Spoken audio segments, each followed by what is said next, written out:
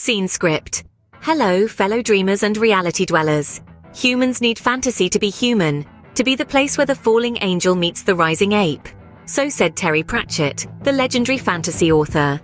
These words, while steeped in Pratchett's signature wit, carry a profound truth. You see, fantasy is not just a mere diversion from reality, but an essential part of our human existence.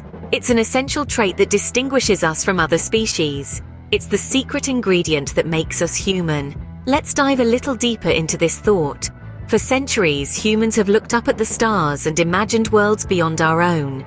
We have spun tales of dragons and unicorns, of magic and heroes. We've created entire universes in our minds, places where the impossible becomes possible, where we can be anything we want to be.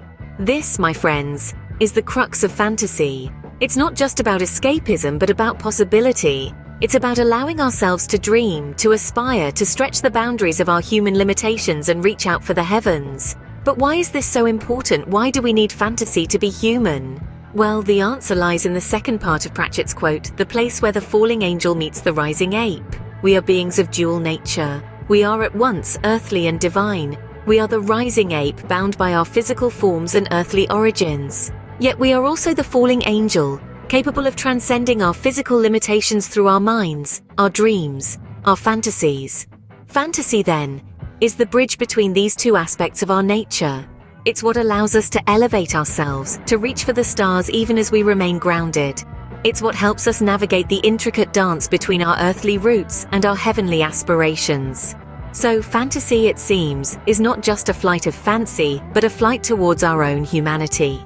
Now let's imagine an angel, a symbol of divinity and perfection. But this angel is falling, losing its divine status. A rather grim prospect, isn't it?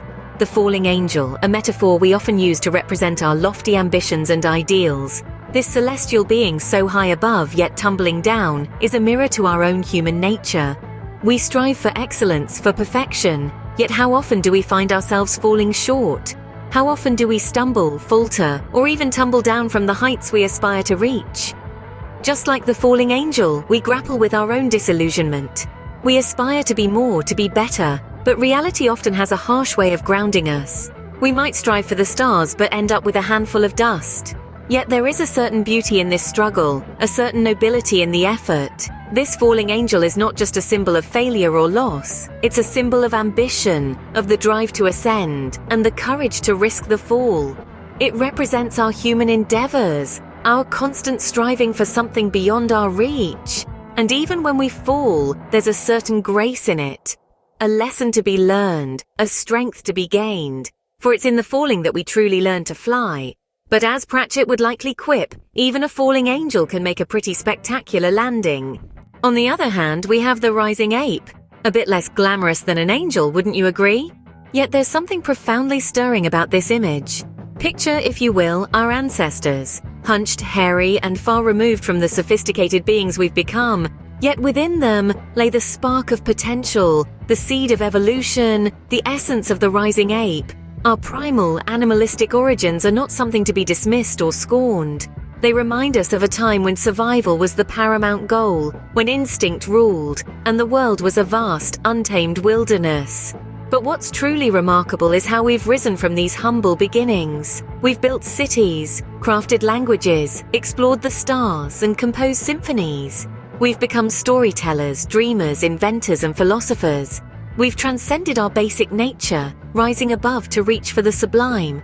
Yet, even as we've ascended, we've maintained that crucial connection to our origins. Our primal instincts still guide us, albeit in subtler ways.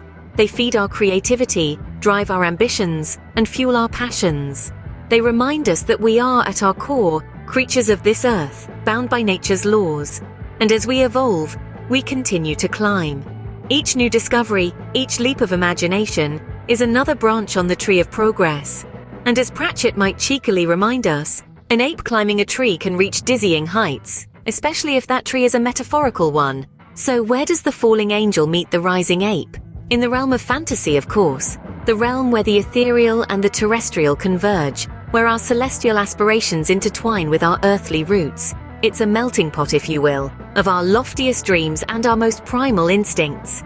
Fantasy serves as a junction, a crossroads between what we were, what we are, and what we aspire to be. It's the space where we explore the full spectrum of our humanity, from the sublime to the savage. The fantastical world is a mirror, reflecting our highest ideals and our humble beginnings, allowing us to recognize the divine and the primal within us simultaneously. Imagine, if you will, a world where we can touch the stars, yet our feet remain firmly rooted in the earth. A world where we can soar with the angels, yet never lose sight of our simian ancestors. This world is not a mere figment of our imagination, but a representation of our complex and multifaceted nature as humans. In the grand tapestry of fantasy, we weave threads of our dreams, hopes, fears, and desires. It is a canvas upon which we paint the shades of our humanity, allowing us to explore the divine within us, the part that aspires for greatness, for transcendence. At the same time, it never lets us forget our origins, the primal part of us that is bound to the earth, to the laws of nature. Fantasy then serves as a bridge, a conduit between the angel and the ape within us. It is the playground where they meet, interact, and learn from each other. It is where we can dream of being better than we are while accepting who we are. And so, we arrive at the conclusion that, in the words of Pratchett, humans need fantasy to be human, to be the place where the falling angel meets the rising ape, or to put it another way, to be the place where we can dream of being better than we are, even as we accept who we are.